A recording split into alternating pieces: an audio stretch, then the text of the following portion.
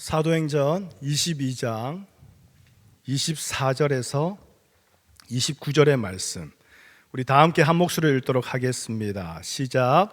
천부장이 바울을 영내로 데려가라 명하고 그들이 무슨 일로 그에 대하여 떠드는지 알고자 하여 채찍질하며 신문하라 한데 가죽줄로 바울을 매니 바울이 곁에 서 있는 백부장들어 이르되 너희가 로마 시민 된 자를 죄도 정하지 아니하고 채찍질할 수 있느냐 하니 백부장이 듣고 가서 천부장에게 전하여 이르되 어찌하려 하느냐 이는 로마 시민이라 하니 천부장이 와서 바울에게 말하되 내가 로마 시민이냐 내게 말하라 이르되 그러하다.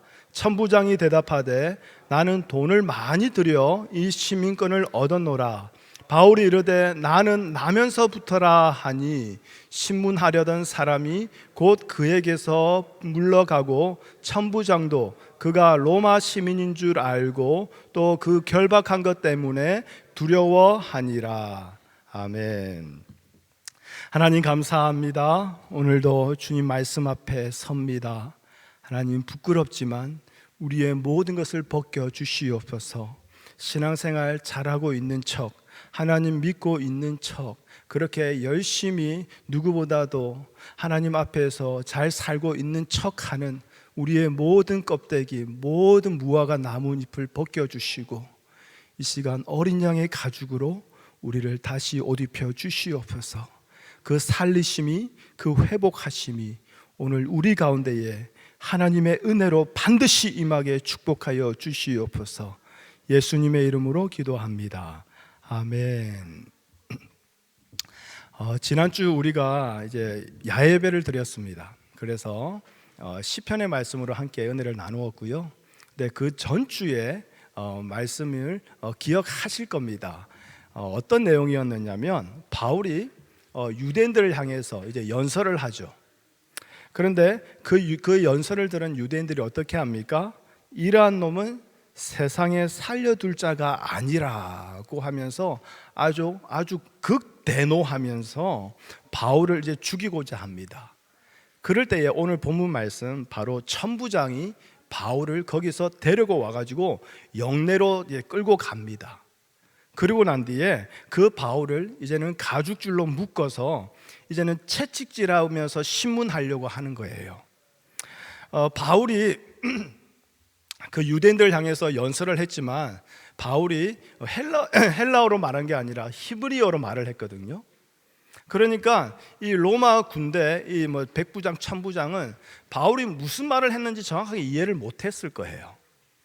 그런데 무슨 말을 했는지 이해는 못하겠는데 아니 바울이 말하는데 무슨 연유인지 그 유대인 그 많은 군중들이 아주 그냥 뒤집어진 거예요.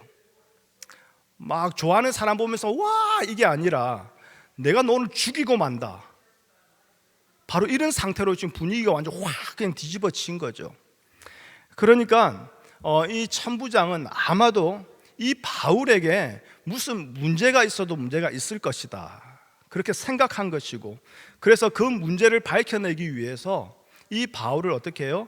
범죄자 취급하면서 결박하여 채찍질하고자 하는 거죠. 여러분 다 아시겠지만 우리 이렇게 우리 그 고난 주간 되면 항상 그 예수님 그 십자가에 그렇게 달리는 영상을 많이 보게 되는데 거기 보면 그 채찍이 나오지 않습니까? 바로 당시 로마가 사용하던 채찍이 그랬습니다.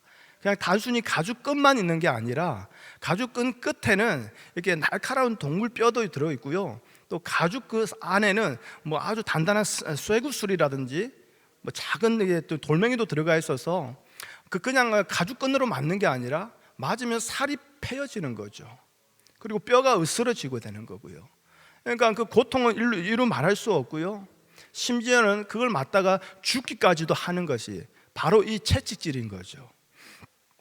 그리고 또 한 가지, 이 채찍질은요 그 상간의 명령이 있기 전까지는 멈추지 아니하고 무한대로 가는 거예요.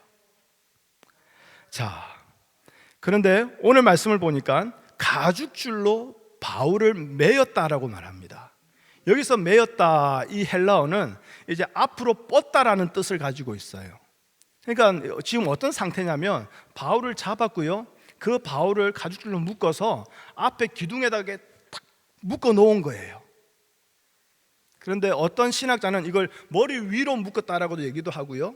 그런데 애니웨이 손이 위로 갔든 앞으로 갔든 지금 어디 기둥에 묶여 있는 상태예요. 그리고 그 로마 병정들이 때리기 아주 좋게 그 등이 어떻게 해요? 밖으로 향하고 있는 상태인 거죠. 지금 이제 채찍을 맞기 직전의 순간이에요. 자, 그러면 우리는 어떤 이제 생각을 하게 됩니까? 역시 바울도 예수님처럼, 그렇죠? 그 복음을 위해서, 하나님 나라를 위해서 그 십자가의 길을 어떤 고난이 있다 할지라도 순종하면서 가게 되겠구나. 우리는 그런 생각을 할 수 있을 거예요. 그러면서도 또 한편으로는 그래도 우리 바울인데, 그렇죠?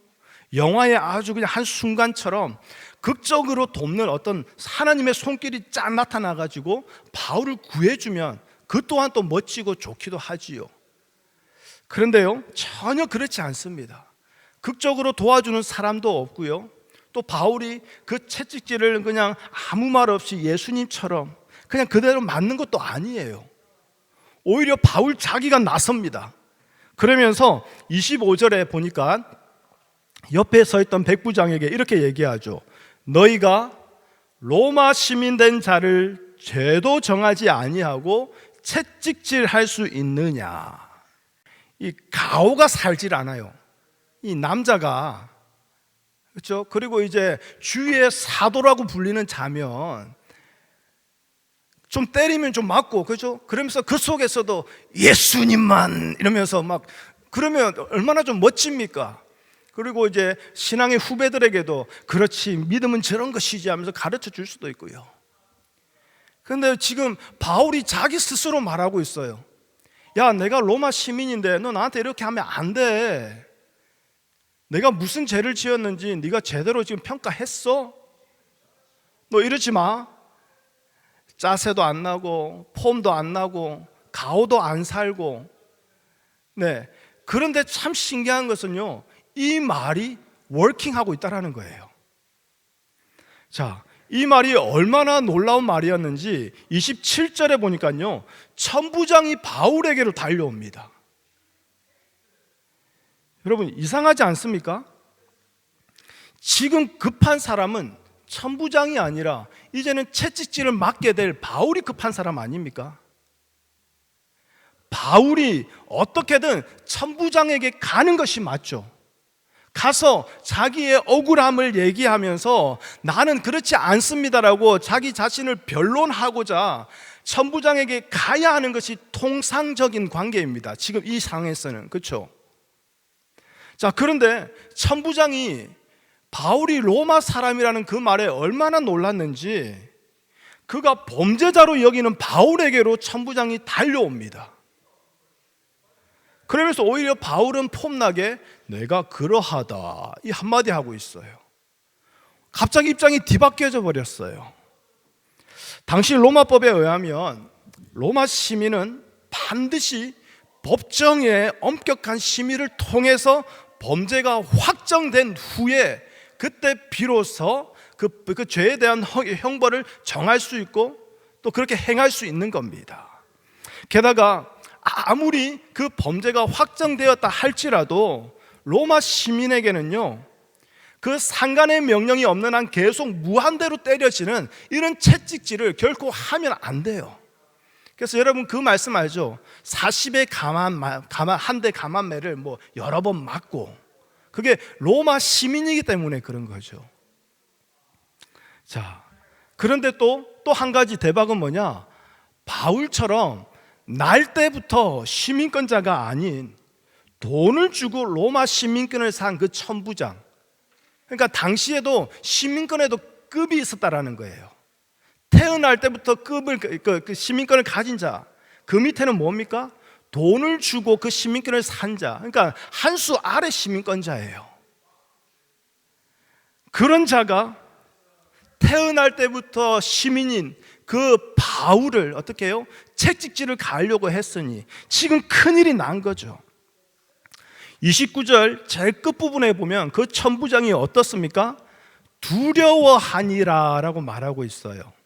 이 두려워하니라, 제가 이전에도 말씀드렸는데요, 헬라어 원어를 보면 우리가 영어에서 말하는 그 포비아, 바로 그 단어가 여기서 온 거예요. 우리가 뭐 주사 바늘 포비아, 고소공포증 포비아, 뭐에 대한 포비아, 막 그런 것들이 있지 않습니까? 그러니까 지금 그저 그냥 아이고 큰일 났다, 이게 아니라 지금 일반적인 두려움을 뛰어넘은 거예요. 그러면서 극도로 두려움과 그 불안에 빠지게 된 그 상태를 말하는 거예요. 여러분 23장 27절을 한번 보실래요? 자, 23장 27절을 한번 보세요. 지금 이 천부장이요, 로마 총독 벨릭스 가카에게 바울을 보내면서 편지를 같이 적어서 보내요. 근데 그 편지에다가 이렇게 적어놨습니다. 이 사람이 누굽니까? 바울을 말하죠. 유대인들에게 잡혀 죽게 된 것을 내가 로마 사람인 줄 들어 알고 군대를 거느리고 가서 구원하여다가. 지금 이거 거짓말이죠. 그렇죠? 이 천부장은 이렇게 한 적이 없어요. 오히려 바울을 잡아다가 채찍질하고 신문하려고 했어요. 그런데 지금 로마 시민인 바울을 알게 되자 지금 이 천부장이 패닉에 빠진 거예요. 로마 시민을 그렇게 했다가는 자기 모가지가 날아가거든요. 그런데 또 당시 로마 시대에는 뭐 문서 위조라든지 허위 보고, 허위 주장에 대해서는 사형까지도 가능했던 곳이에요. 그러면 지금 천부장은 어떤 상황입니까? 뭐 아니면 동거예요. 이래도 죽고 저래도 죽는데 그나마 가능성 있는 것은 허위 보고 거짓말을 했으라도 내 한번 살아봐야겠다, 지금 그런 상태에 와 있는 거예요. 자, 그런데요, 여기까지는 좋아요. 그런데 한 가지 궁금한 점이 생깁니다. 뭐냐면 바울은요, 이미 예루살렘에 올라오기 전부터 자신들의 제자들에게, 그리고 믿음의 형제들에게 예루살렘으로 올라가지 마세요라고 말리는 그들의 간곡한 부탁에도 어떻게 합니까? 야, 그러지 마. 나는 하나님의 은혜의 복음을 증언하는 이 일을 마치려 하며 나의 생명을 조금도 귀한 것으로 여기지 않는 자야. 나는 가서 하나님의 은혜의 복음을 전할 거야. 그러면서 지금 예루살렘에 올라온 자예요.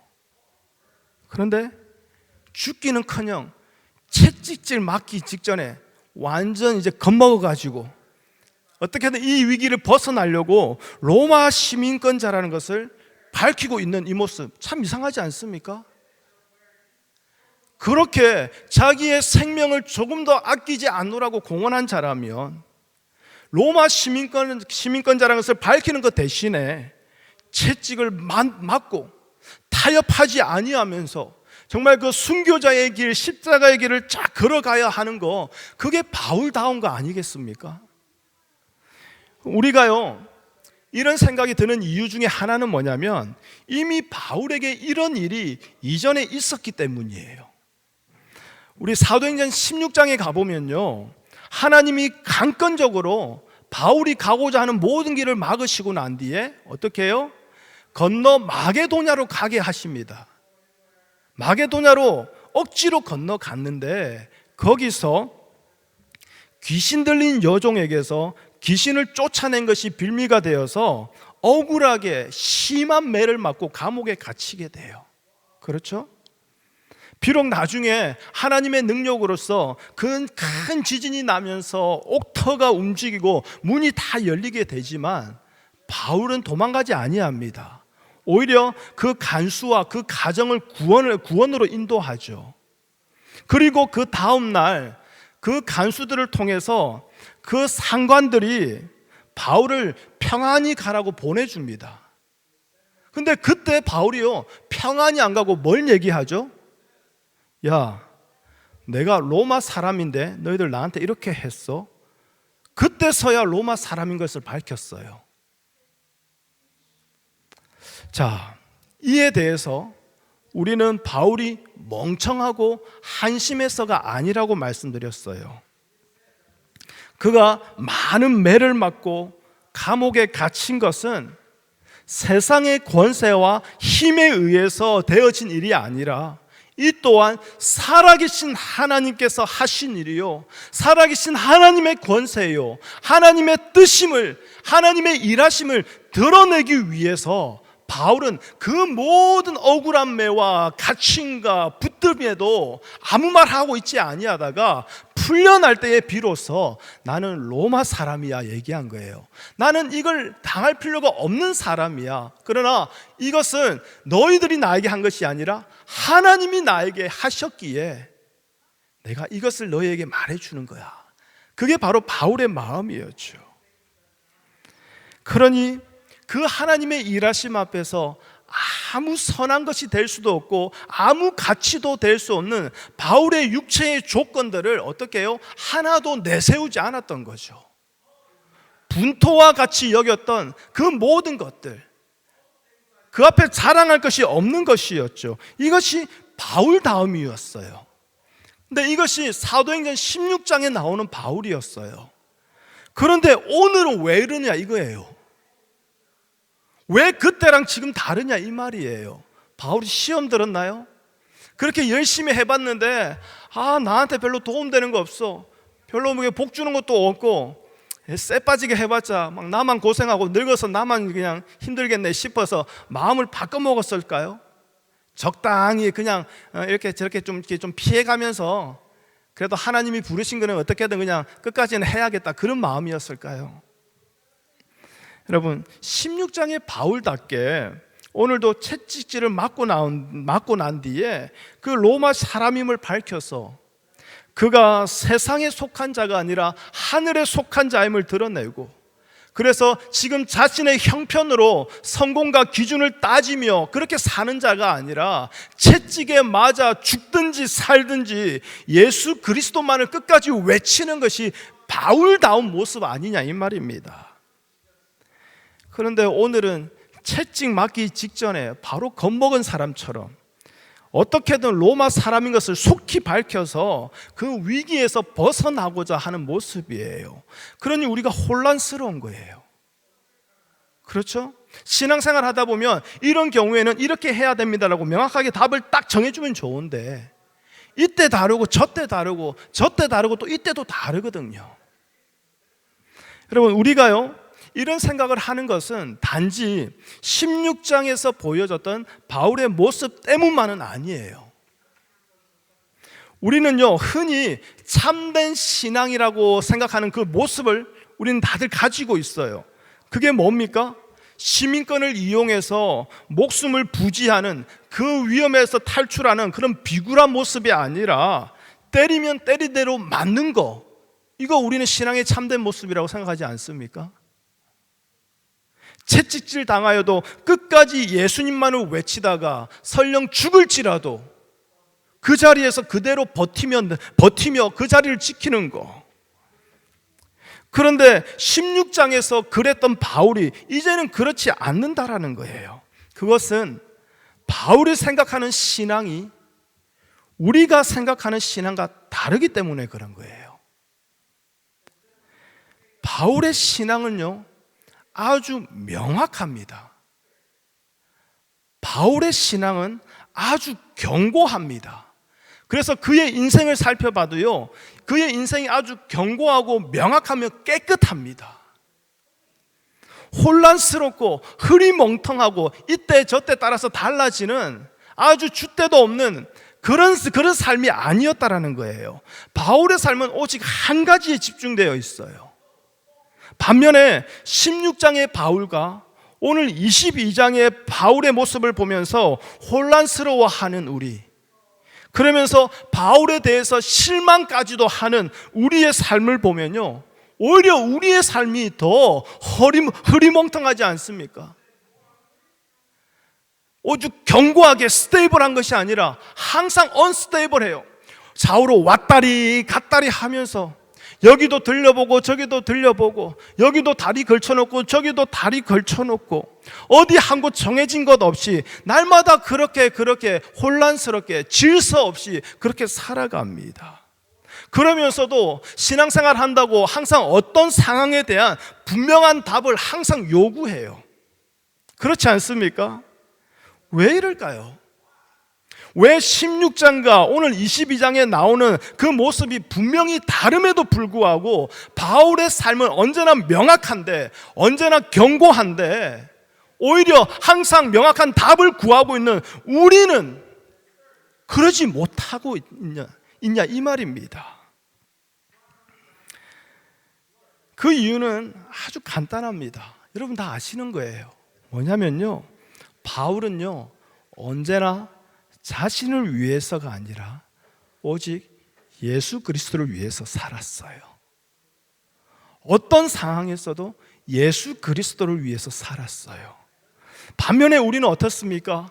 예수님을 믿는다고 합니다. 예수를 위해서 사는 그 신앙생활도 열심히 한다고 하지만 그마저도 성도로서의 그 명분을 지키고자, 나의 이름을 지키고자, 나의 체면을 지키고자 할 때가 더 많기 때문에 그런 거예요. 그러니 항상 어떤 상황에서도 나의 이름을 지키고 나의 명분을 지키며 나의 체면을 지킬 수 있는 그 답을 찾고자 그렇게 애쓰고 노력하고 선택하는 거 아닙니까? 예를 들어서 기도하는 것도 그래요. 교회에서뿐만 아니라 어떤 종교에 가도요, 기도 자체는 신앙의 행위로 다 여깁니다. 그렇죠? 기도 많이 하면 많이 할수록 존경받습니다. 절에 가도 그렇고요, 천주교에 가도 그렇고요, 어디를 가도 기도 많이 하는 사람은 존경받습니다. 그런데요, 우리 교회에서 우리 성도들이 기도를 많이 하는데 그 기도가 예수 그리스도가 중심이 아니라면, 나의 유익이고 나의 이름을 위해서 그렇게 기도를 하고 있다면 그건 문제가 있는 거죠. 그 대표적인 것이 바로 바리새인의 기도였습니다. 예수님께서 그 바리새인들의 기도를 향해서 이렇게 평가했어요. 말씀 보여주시겠어요? 마태복음 6장 1절의 말씀입니다. 함께 읽어보겠습니다. 시작. 사람에게 보이려고 그들 앞에서 너희 의를 행하지 않도록 주의하라. 그리하지 아니하면 하늘에 계신 너희 아버지께 상을 받지 못하니라. 자, 자기 이름을, 자기 명분을, 자기의 유익을 위해서 의를 행하는 것에 대한 책망의 말씀인 거예요. 자, 아버지께 상을 받지 못한다라고 말하는 것은 무슨 말입니까? 그 행위가 아버지와는 아무런 상관이 없다라는 행위예요. 하루에 기도를 2시간씩 한다고 자랑하는 목사님이 계셨어요. 한국의 아주 큰 메가 철치의 한 담임 목사님은요, 하루에 7시간 기도한다고 그래요. 그러면서 외국 출장 왔다 갔다 할 때 그분은 항상 그 비즈니스 클래스를 타시거든요. 아니면 퍼스트 클래스를 타시고요. 그러면 어떨 때는 그 퍼스트 클래스에 자기 혼자밖에 안 앉아 있대요. 그러면 퍼스트 클래스를 서빙하는 그 승무원, 그 사람은 자기만 서빙하면 되니까 그 사람을 자기는 옆에 앉혀놓고 7시간 같이 기도한대요. 그러면서 자기를 그냥 삶 속에서 기도하고 어디서도 기도하고 그러면서 자랑을 하세요. 여러분, 기도를 얼마나 많이 한다 할지라도, 얼마나 놀라운 방언과 통변의 은사를 가지고 그렇게 뛰어난 기도를 한다 할지라도, 여러분, 그 행위가 아버지께는 상을 받지 못하는 것이 될 수 있다는 거예요.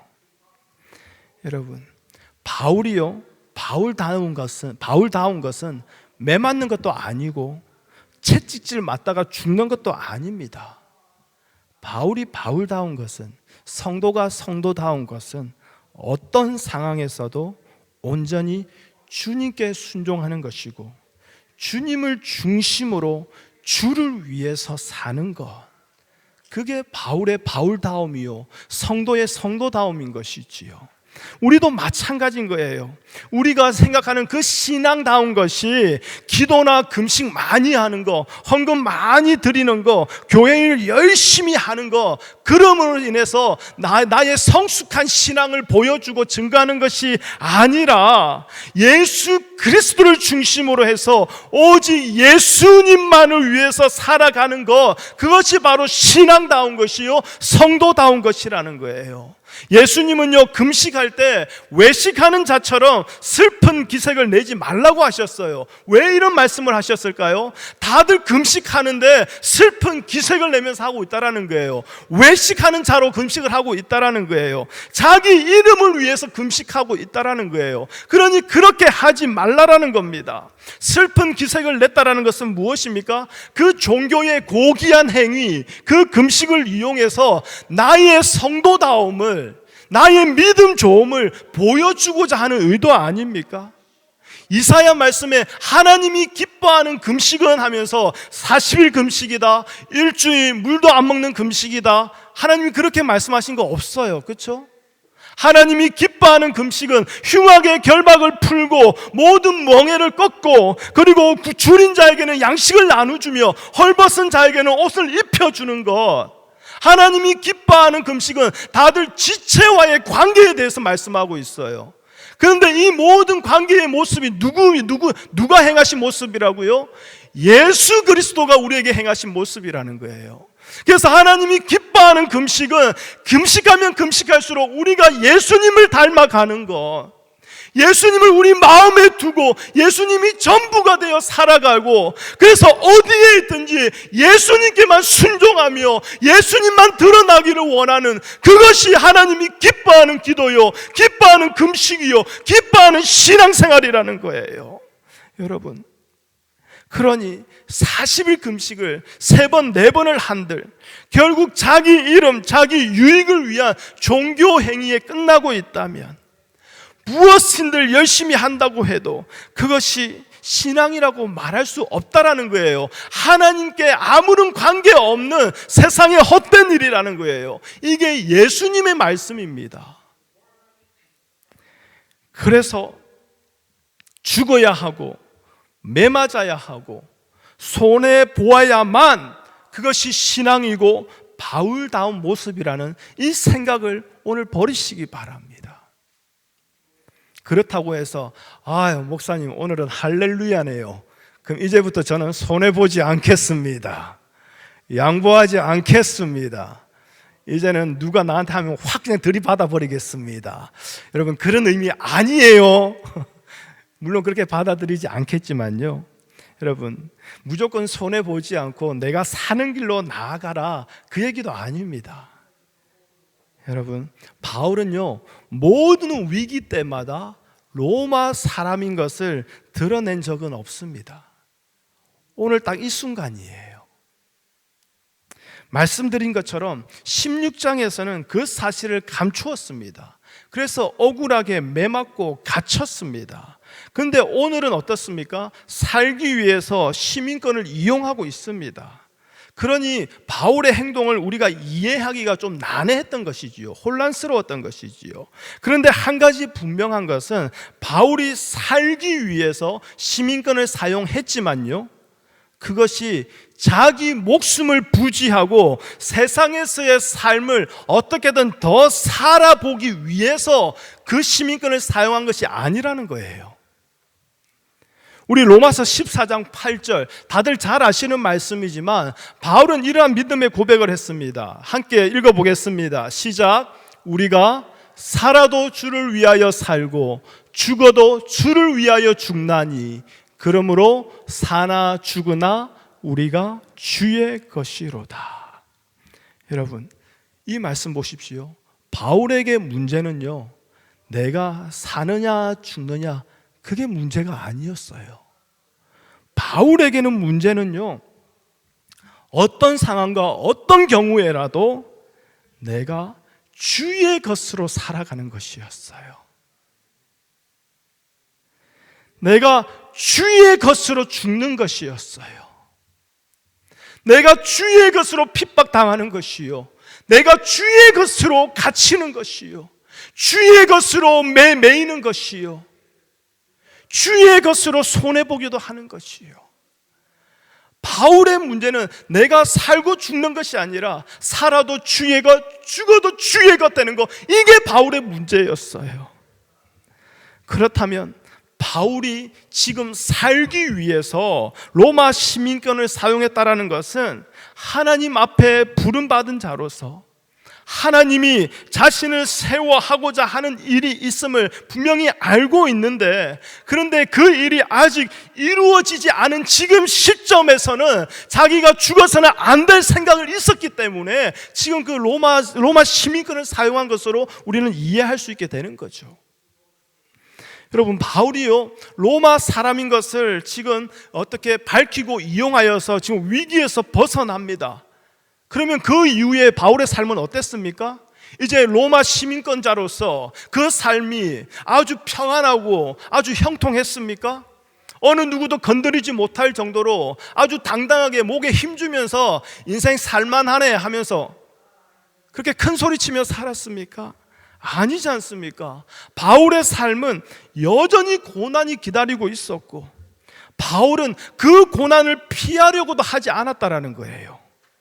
즉, 바울은 고난을 피하기 위해서 로마 사람인 것을 밝힌 것이 아니라 오히려 자신의 장래의 삶에 주어지고 기다리고 있는 그 고난을 위해서, 그 주님의 뜻에 순종하기 위해서 지금 이 고난을 잠시 벗어나는 거예요. 여러분, 더 큰 고난을 위해서 지금 고난을 벗어나는 것, 이게 이해가 되십니까? 이러한 삶이 이해가 되십니까? 우리는 항상 내가 사는 게 중요해요. 내가 고난을 벗어나는 게 중요해요. 내가 괴롭지 않은 게 중요해요. 그러니 항상 그 고난에서 어떻게 하면 내가 피해보지 않을까? 어떻게 하면 내가 상처받지 않을까?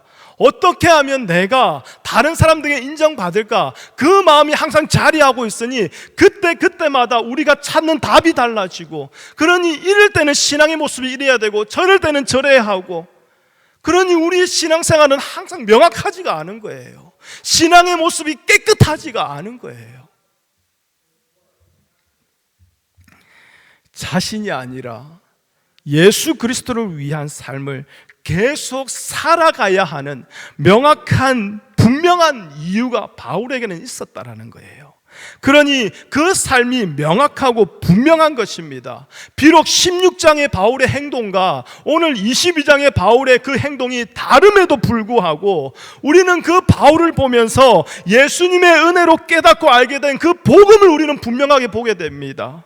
그리고 그 바울이 성도들에게 그렇게 가르치며 나눴던 예수님의 십자가의 복음이 흐리멍텅해지기보다는 더욱더 분명하게 명확하게 우리에게 전달되고 있는 거 아닙니까? 여러분, PPT 한번 보여주실래요? 사진 하나 제가 준비해 왔는데요, 다들 잘 아실 겁니다. 아니, 목사님 갑자기 클로락스는 왜 들고 왔습니까? 이럴 건데요, 여러분 기억나십니까? 지금 클로락스 저 와이프요, 저거 자이언트나 아니면 아마존 이런 데 가도요, 3불, 4불이면 다 삽니다. 그런데 코로나가 처음에 시작됐을 때요, 자이언트를 가도 타겟을 가도 월마트 가도 저 클로락스가 없었어요. 살 수가 없었어요. 교회도 이제 저걸 이제 준비하려고 저걸 살려고 하는데 어딜 다 다녀봐도 없는 거예요. out of stock 이렇게 딱 표시만 돼 있고. 그럼 결국에 아마존 들어갔어요. 아마존 들어갔는데요, 저거 한 통에 20불씩 하더라고요. 아주 못된 사람은 30불까지 받아 먹더만요. 그래서 그때요, 사람들이 선물을 줄 때 클로락스 와이프를 이렇게 선물로 줬어요. 기억나십니까? 마스크를 선물로 줬어요. 핸드 세니타이저, 그걸 선물로 줬어요. 그걸 받으면요, 다들 아유, 이 귀한 것을, 아유, 감사합니다. 아유, 어떻게 이렇게 귀한 것을, 아니, 저에게 또 주시고. 근데 지금 4년이 채 지나지 않았거든요. 지금 저거 주면요, 욕 들어 먹어요. 해피 버스데이 하면서 저거 주면요, 속으로 뭐지 이럴 거예요. 마스크, 핸드 세니타이저, 그 지금 주면요, 이전처럼 고마운 마음 다 없어요. 오히려 이제 남은 거 재고떨이 나한테 하나, 그런 마음 들 거예요. 그렇지 않습니까? 여러분, 이게 세상이에요. 3년, 4년 전에는요, 가장 귀한 것인데 지금은 아무것도 아닌 것이 되어버려요. 이렇게 변하고 변하는 거, 영원한 거 하나도 없는 거, 이게 이 세상이에요. 오늘 가장 귀한 줄 알고 붙들고 살았는데 다음 달 되면 그게 아무것도 아닌 쓰레기가 되는 거, 그게 이 세상이 아닙니까? 아무것도 진리, 예수 그리스도 진리처럼 영원한 것이 하나도 없는 이 세상. 그런데 우리는 이 세상에다가 마음을 두고 살아가요. 이 세상에다 우리의 꿈을 두고 살아가요. 우리의 성공을, 우리의 비전을 두고 살아가요. 안 그래도 자주 변하는 세상, 영원한 것이 하나도 없는 세상인데 그 세상에다가 꿈을 두고 살아가니 우리의 마음은 얼마나 자주 변하겠습니까? 우리의 삶은 얼마나 변하겠습니까? 그런데 그 사고방식 그대로, 옛사람 그 모습 그대로 그냥 신앙생활이라고 한다고 교회에 들어와서는 예수님을 믿는 척하니 그 얼마나 괴롭고 힘들겠습니까? 오직 예수 그리스도만을 말하고 예수 그리스도만을 믿으며 예수님만이 소망이라고 말하는 이 신앙생활에서 여전히 옛 사람이 남아있어서 나의 유익을, 나의 이름을, 나의 체면을 위한 것을 찾고 선택하면서 그렇게 신앙생활도 같이 해야 되니 매 순간이 혼란스러운 거죠. 매 순간이 깨끗하지가 못한 거죠. 한국의 한 영화 제목이 있습니다. 그게 뭐냐? 지금은 맞고 그때는 틀렸다. 매 순간 변하지 않는 예수 그리스도가 진리가 아니라 항상 변하는 그 세상에서 그 못지않게 세상 풍조를 따라가는 나의 마음, 나의 유익을 위해서 살아가니 우리의 신앙도 깨끗하지가 않은 거예요. 여러분, 바울은 지금 시민권을 이용해서 그 위기를 면했지만, 그러나 이것으로 바울은 이제 로마에서 복음을 전하게 돼요. 결국 중요한 것은요, 어떤 경우에든 하나님의 사람으로 사는 거예요. 잘 되게 하셔도 안 되게 하셔도 예수 그리스도만이 중심이 되는 하나님의 사람으로 사는 것, 이게 바울다움이요, 우리의 성도다움인 거예요. 이전에는 내가 그렇게 말 안 했는데, 이전에는 안 그랬는데 지금 그러면 나 체면이 말이 아니잖아. 부끄러워서 내가 그렇게 하면 안 돼. 이제 옛날엔 내가 다 했던 게 있는데. 여러분, 그렇게 소중히 여기며 지키고자 하는 거, 그게 내 자신이 아니라 나에게 먼저 찾아와서 허물과 죄로 죽었던 우리를 살리신 그 예수님이 되시기를 바랍니다. 그러면요, 신앙생활 하면서도 내가 어떤 사람으로 인정받는가, 그게 아니라 나를 세워서 하나님이 일하고 계신다라는 거, 이것이 복으로 다가오게 되고요, 이게 우리의 영원한 유일한 전부인 복이 되어버리면 우리의 신앙생활은요, 분명해집니다. 명확해집니다. 어떤 경우에도 물론 혼란스러움은 있겠죠. 그러나 그 혼란스러움의 끝에는 우리는 바울처럼 명확하게 예수 그리스도를 택하며 살아갈 수 있게 되는 거죠. 여러분, 이것이 여러분의 신앙생활에 분명하게 세워졌으면 좋겠습니다.